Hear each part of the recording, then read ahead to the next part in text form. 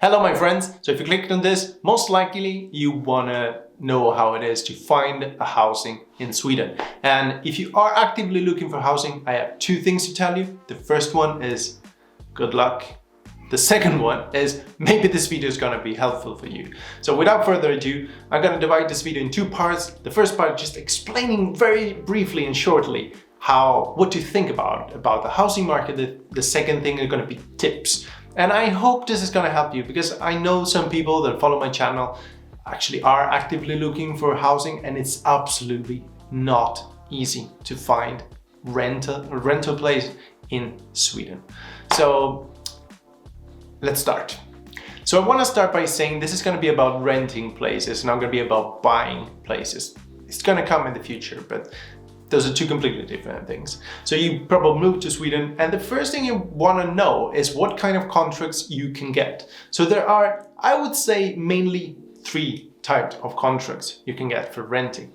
The first one is probably the best out of all the options that you have, which is the first-hand contract. And this contract says that you can stay in this apartment, you can rent this apartment for as long as you want. So unless the owner of the apartment, which is normally a company, unless they have some weird reason, for example, you don't take care of the place, or maybe you don't pay the rent, or maybe the building needs to be completely demolished, you can stay there for as long as you want. If you want to have a first-hand contract, there are, let's say, many places that you can stay, as called, in a queue. So what happens is that you basically put yourself in a queue, and this queue, depending on where you're staying, is gonna have different rules. So those rules can be that first come, first served. So you're looking for a 3-room apartment because you have a family, then you are number 4, so number 1 gets the first apartment that is free, then number 2, number 3, and then it's you. So it's just first come, first served, depending on the kind of apartment that you're looking for. The second type of queues could be that it's gonna help people who are most in need. So some of the companies or some of the things do, for example, some are specialized for students. So if you're a student, you want to be extra looking for those kind of queues, or for student housing, because you might have an easier time to find a place to stay. Also another kind of queues, and this is kind of weird to understand, but you collect points for every day. So if you stay in the queue for 100 days and I stay in the queue for 200 days, I can spend those days to actually bid on an apartment. This is how I got my student's apartment before. So I had 300 days and I would bid on 2 or 3 apartments or rooms in a corridor, and at a certain point I began to be the first or the highest bidder, so I got the room or the apartment that I wanted. And once you have those, you basically can stay there for as long as you want, or as long as you meet the criteria. For example, if you're a student, you can only be there until you are a student. You cannot keep this apartment forever. That kind of makes sense. So if you want to find a place to stay which has a first-hand contract, try to look for companies that actually do that, and put yourself in a queue as soon as possible. Even if you don't need it, even if you already have an apartment that is fine for you, and then you already have a first-hand contract, put yourself in a queue. You never know, in the future you might need it. The second kind of contract is the second-hand contract. So somebody owns the apartment but doesn't need it, so you get to rent it. And this is normally, there are a few caveats to this, but it's not really much on your side. So the first thing to know is, of course, the second-hand contract. If I own the apartment that you're renting and I have to sell the apartment, or I don't want you there anymore, I can always decide to basically end the contract. So this is a more unstable kind of contract. This is the one that I had the most of, but it's also the most common. And probably the best way to find these kind of contracts is either to look for basic advertisements, or people putting out housing or apartment for rents. This could be very tedious. You might want to apply to a lot of apartments and be really quick. Those apartments just disappear in the matter of 1 hour. So if you find an apartment that is out, call, send a message immediately. If you get to see the apartment, just go immediately there. Try to tell them, say, hey, I can come and look at the apartment right now. Where are you? Are you there? Is it okay to do it? I want to be the first one to see the apartment, and I want to be the first one to actually tell you, yes, I'm gonna take it. And also be likable with those people and respect the people who rent out the apartment, because they can end the contract anytime. Be a really nice guest. Also, the renter needs to have permission from, let's say, the neighbors. So from the building blocks, basically, that they live in. They have to meet and they have to ask for, if they're not different rules, but in most of the cases that I rented out, they have to ask almost on a yearly basis to rent out the apartment. And if the neighbors think that you who moved in are a bit too loud, you have a bit too many parties, or they don't really like what's happening, you disturb them, well, they can just tell to the owner of the apartment that you don't get permission to rent it out anymore. So again, be a really nice guest if you manage to get one of those contracts. And you can be with one of the contracts for a very long time. I actually had the first place where I stayed for 3.5 years.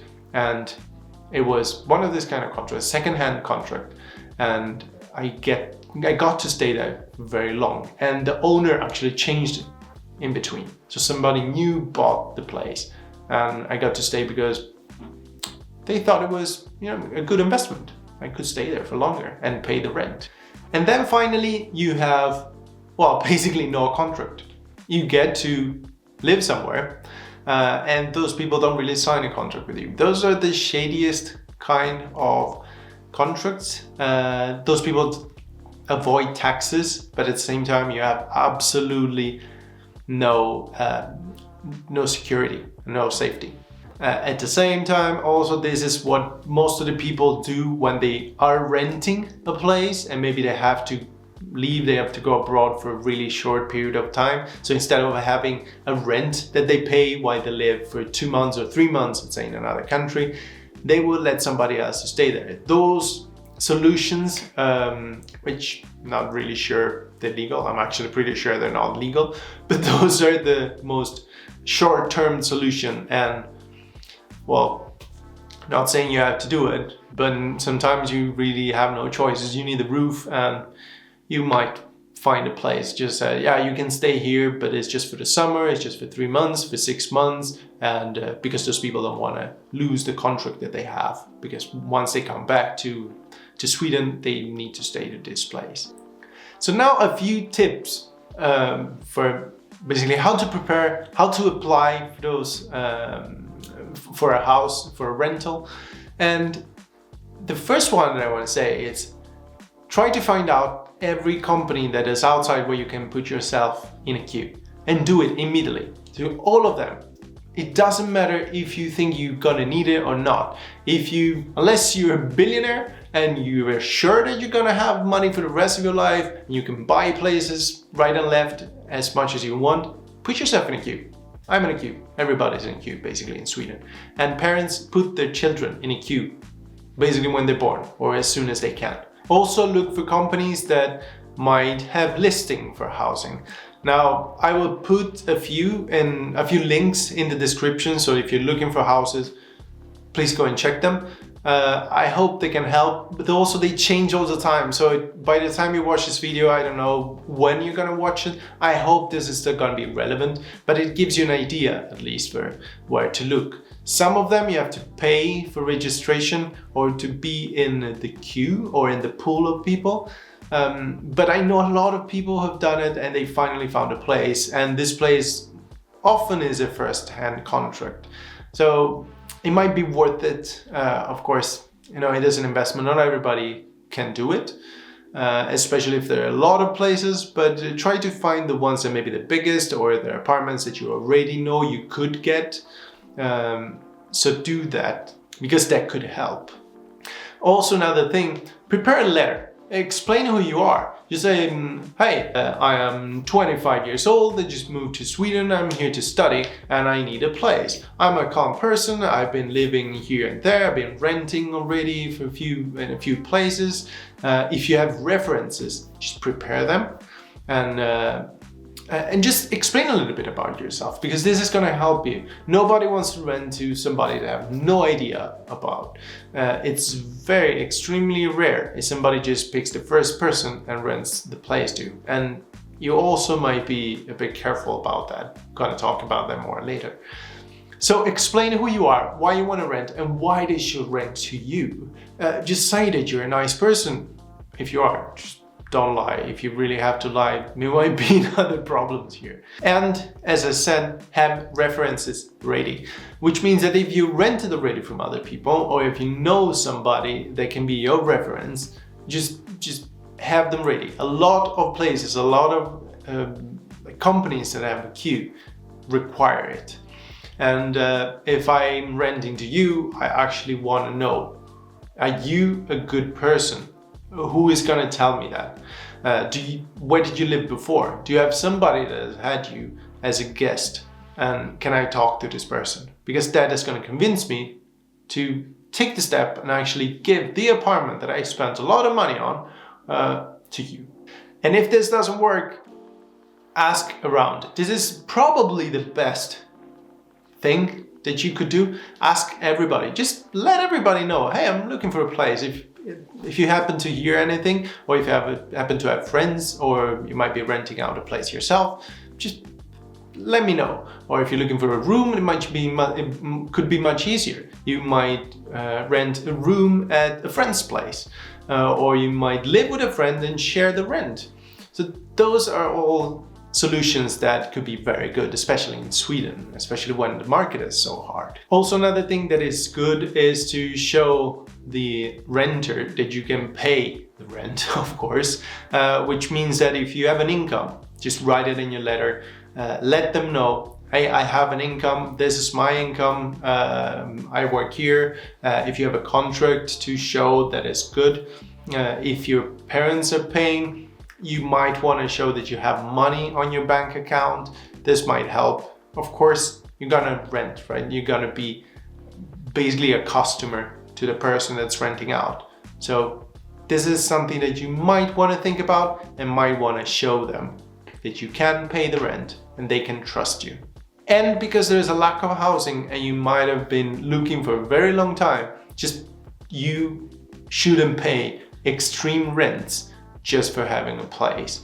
So look around. If something is extremely expensive, just don't get it. You're gonna most likely find something else, but you have to be active. You always have to be looking and being the first to contact them, and being the first to see it, and being the first to sign a contract. Of course, when there is a market like the Swedish market, there it's really hard to find a place to rent. There are also a lot of people, try to do things illegally, and a lot of people that try to fool you or try to steal money basically from you, saying that they have an apartment, but to block the apartment, since everything is so hectic, you have to pay everything up front, pay now 3 months, and otherwise, they're not going to show you the apartment. Don't ever do it. It doesn't matter how bad of a situation you have. Just never pay up front until you've seen the apartment. You are allowed to check who this person is to see that there's no criminal records. You are allowed to check that this person owns the apartment, and if it doesn't, look who is the person who owns it. You are allowed to ask them, are you the owner of the apartment, or are you renting it out for somebody else? And who is this somebody else? Just make sure that you're not basically signing either a contract that is not true, or that you're giving somebody money before you've seen the apartment and you know that this person is a good person. So that's why going through companies, it might be the best thing. There are a lot of private companies who do this. They list housing and you go through them. You of course are gonna pay slightly more, but 3 months rent is a lot of money to give somebody when you don't even know who they are. That is basically the most I can do. I unfortunately cannot give you, do this and you're gonna have an apartment. But those are things that you definitely want to think, and the Swedes, especially the Swedish market, want to know before renting out a place.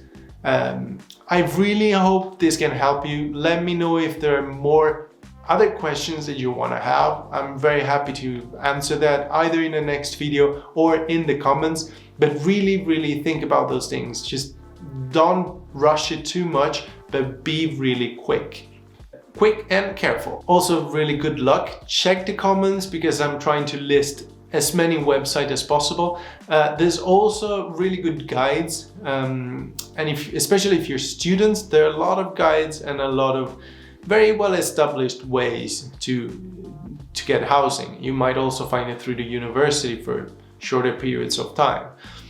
So I hope those links are gonna help you. I'm sorry I cannot give you just one link, go here and go there, because let's say in Stockholm there are many more companies than might be in smaller places in Sweden, and it's just because most people are here, and the sites that are in Stockholm are now most likely worth it in Malmö or in Uppsala or in Gothenburg.